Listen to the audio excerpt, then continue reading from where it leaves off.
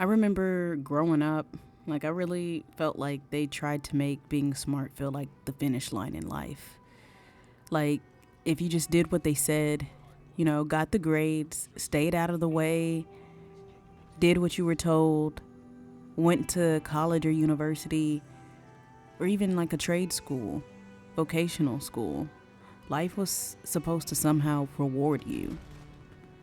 But nobody even really, like, explained what happens when you do everything right. No one really went over the possibilities or the reality, let's say. No one really speaks about the reality of what happens when you did everything right and you still end up struggling. I remember being a kid watching my older sister get straight A's. And she wasn't just getting them, she was maintaining them. Like, it wasn't enough just to be smart once. You had to prove it over and over again. And I used to look at that stress like, I don't want that. You got it, sis. Not because I didn't care about being smart or I didn't want people to know that I was smart, but because something in me always felt like, why do I have to perform intelligence for somebody else? They say ignorance is bliss, but what they're not saying is awareness is a responsibility. I never felt like the smartest person in the room, but I was never afraid to be challenged and learn from the smartest person in the room either. And that right there, that's a different type of intelligence, I like to say. Because growing up, a lot of us weren't learning to understand things. We were learning to perform. Memorize this, repeat that, pass this test. But nobody asked, do you actually know how to think? I remember the Georgia high school graduation test. Like, I remember how stressed out some of my peers were. And, I'm not gonna lie, I was like, some of our teachers would say it's not that hard. Like, they would basically dumb it down, like, this is a 8th grade level test. And so I would be like, damn, that really must make the people who didn't pass feel dumb as hell, And I'm not gonna lie, when we're waiting on those test results, I was like, what if there is a section that I didn't pass? Because I do remember taking those standardized tests. And did I know every single answer?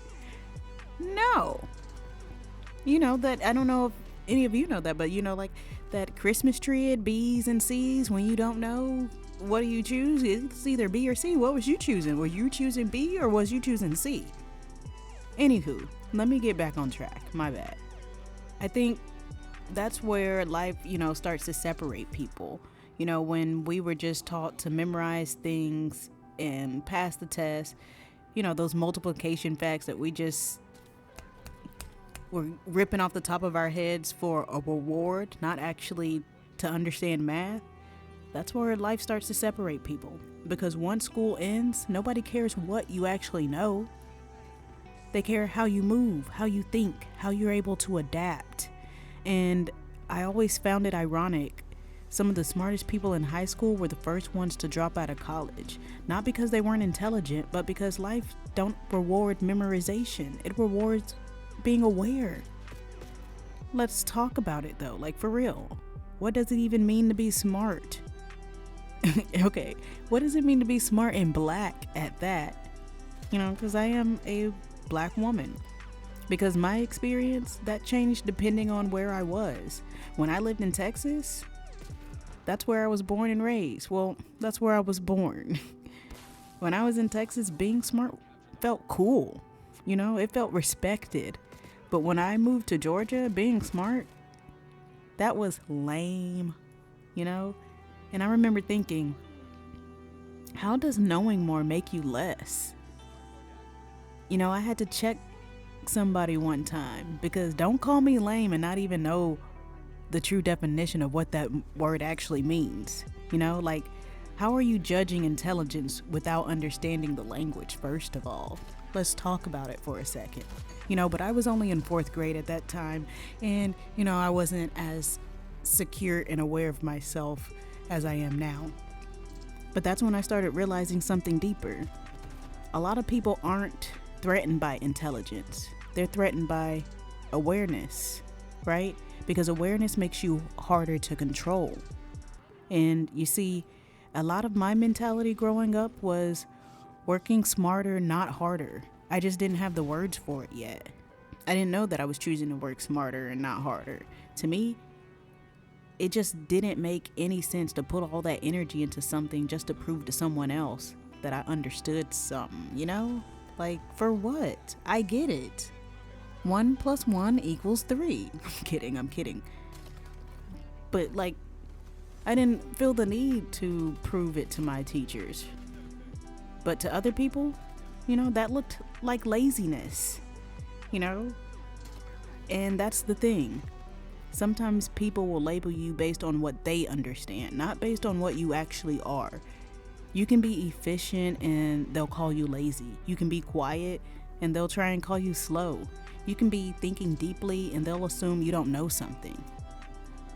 And, that still follows you into your adulthood, unfortunately. I will not lie. Because it does. Because now you've got people with degrees, working jobs they hate, living check to check, trying to explain to the IRS why they can't pay back student loans for an education that didn't teach them how to live off of it.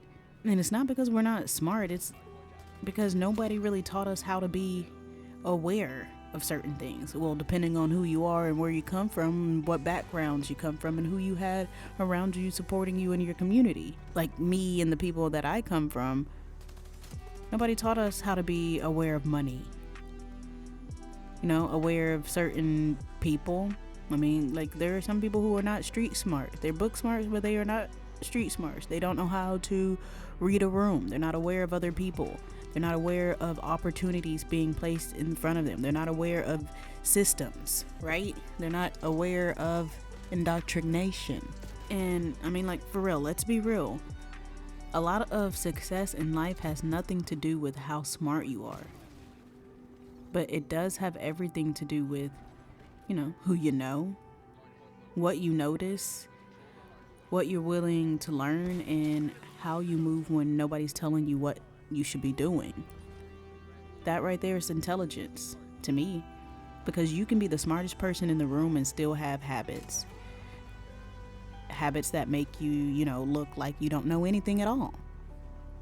You can know everything about something and still not know how to apply it. And that's the difference.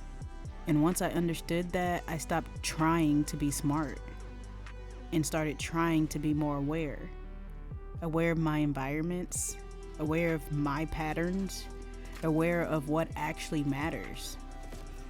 Because intelligence can get you in the room, but awareness, that's what keeps you there. So now, I don't really care about being the smartest person. I care about understanding. I care about growing. I care about being able to sit in a room and learn something new from the people who are in that room without feeling like I have something to prove.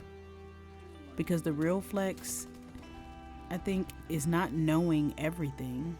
It's knowing you don't know everything and being willing to evolve anyway. And I think about that a lot when I look at, where we're actually surrounded, or what we're surrounded by right now. Like this whole era we're currently in, with billionaires, the Elon Musks of the world, people building things at a level that doesn't even feel real sometimes. And then right next to that, you have social media, where it feels like everybody is supposed to be something, somebody, successful, visible, figured out, all at the same time. And it'll have you thinking, dang, I must be behind, or I must be doing something wrong. I must not be doing enough. I must not be smart enough. I must not be moving at the same pace as everyone else. But then as I sit back and really think about it, even the people we look at like they still have it all together, they're still figuring it out too, just at a different scale. Different problems, same human.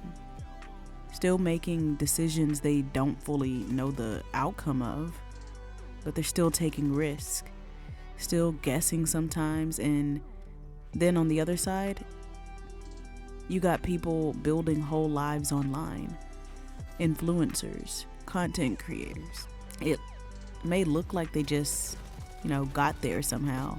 They have the confidence, the clarity, they know what direction they're going in, but what you don't see is how much of that is figured out in real time. How much of that is trial and error? How much of that is just posting anyway, showing up anyway, speaking up anyway, even when they're not 100% sure that's what they should be doing? And I think that that's the part that connects everything, from billionaires to influencers to you to me. Nobody actually knows everything. Some people just move without knowing before they ever feel ready. So now, I'm not chasing being the smartest. I'm not chasing looking like I have it all together. I'm just trying to stay aware enough to keep evolving, to keep learning, to keep adjusting without losing myself in the process. And, if you've been sitting here with me this whole time, just thinking through your own life while listening, connecting your own dots, realizing your own things without even saying it out loud, yeah, I guess you feel it too then. Some conversations don't need a response. They just need a space to land. And I'll let this one sit with you for a minute. I love you.